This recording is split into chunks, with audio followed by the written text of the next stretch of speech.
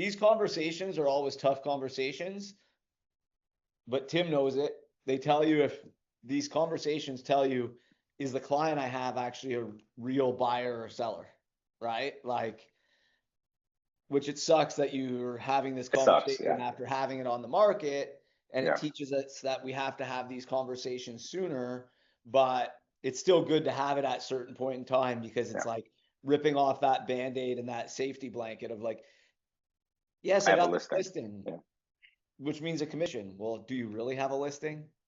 No. Right? Like, No. I It mean, feels you like might have a going into listing, but another do you listing really have a appointment home type that's of for thing. sale? Because that's like, Yeah. we're in the business of selling and buying real estate, right? And like, if you've got listings but they're not really for sale, or if you got buyers that aren't really buying, you don't really have anything but a safety blanket.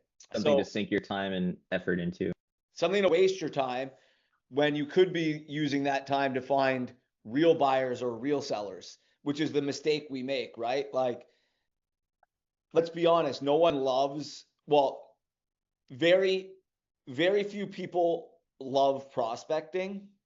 Like, does anyone here, can they honestly say they love prospecting? No. I do. No. I'm one of those very few people, right? Like prospecting, not love. But is it your favorite part of the job? No. No, most agents like the relationship building stuff more. They like going out on showings. They like going to listing presentations. They like, working with their sellers to get homes ready to go to market. So we take on buyer clients and we take on listings that actually aren't really buyers and aren't really sellers, because we get to spend time doing what we like instead of prospecting, which is actually going to make us more money.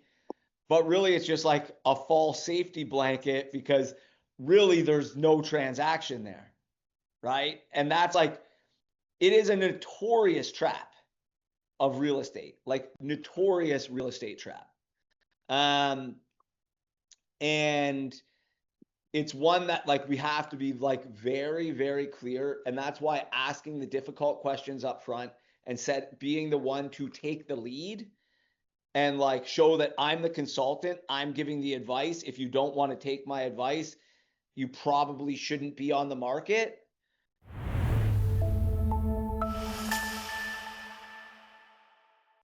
This is why those conversations are so important up front, because how long have you had this listing for now, Pete? It's going on almost 80 days. 70. How much time would you say you sank into it? Well, the thing is, yeah, I ran a couple open houses in there. So, and I would do back to back, like Saturday, Sunday. And I did that for 6 weeks straight. So what is that now? Yeah, but open houses aren't a waste of time, because no, they're not a waste of time. But prospecting. you're asking how much hours I spend into it. So it was like listing it. It was door knocking around it. It was the six open houses back to back. So it's double. So 12. So what does that do? 24 hours, 30 hours. Yeah. So you're putting 30 hours of your time in. Yeah. To something that really right now is a listing, but it's not a home that's actually for sale. No. In its current state, right? Yeah. And we got to. And I have another issue is that I have an investor that wants to go to market in Kitchener, where it is my market, right? But I need to get the people that are in there, the tenants, into another place, and they just got denied again this weekend.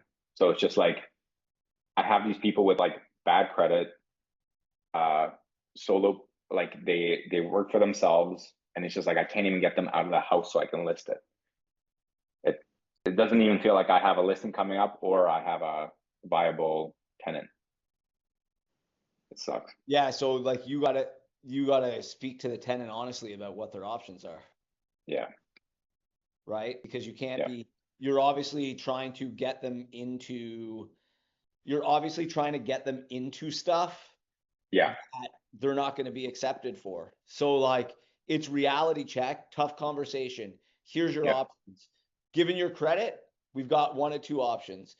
You get a cosigner with great credit that's going to back you up, or do you have 6+ months of upfront rent to give people to make them feel secure in renting the property to you. And unless you have either of those two things, your third option is, we can't look at this type of property anymore. You're going to have to look at this type of property that might be willing to accept you, basement apartments, so on and so forth. Yeah. And then you give them the three choices and they're going to tell you what they want to do, right? And it's going to make it real to them. That's you giving them real advice. You dragging them out on showings and making offers on places that you know they're not qualified for isn't doing anyone any favors. Agreed. Right? It's the same thing when you're out on buyers, like making super lowball offers on properties without at least having a conversation with the other agent first, right? Like, I'm not against making lowball offers, but before I'm going to waste my time doing the paperwork, etc., I'm going to go call and have a 5-minute conversation with that agent to set expectations and see if there's any point. Yeah. But like, you're doing the exact same thing.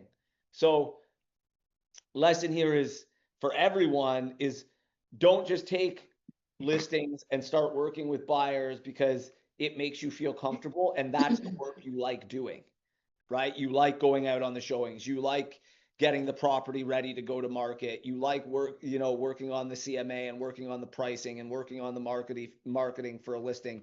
You like doing all that stuff. So it allows you to feel like you're working and avoid prospecting. That's all it's really doing.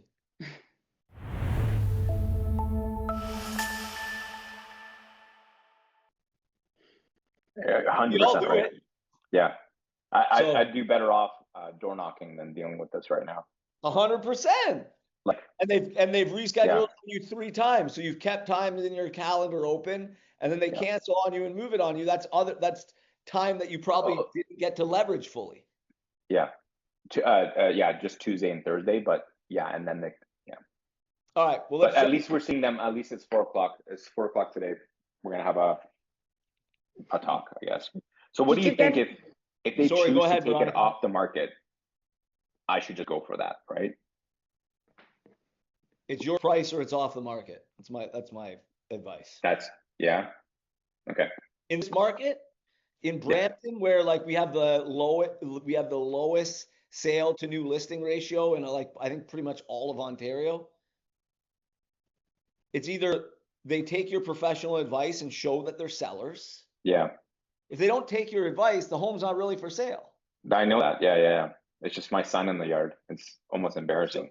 So they show you that you're sellers, or you can't if you want to keep the listing, fine, but it's like, set the expectation that, hey, my sign will stay in the ground and it'll stay on MLS, but don't expect anything else of me.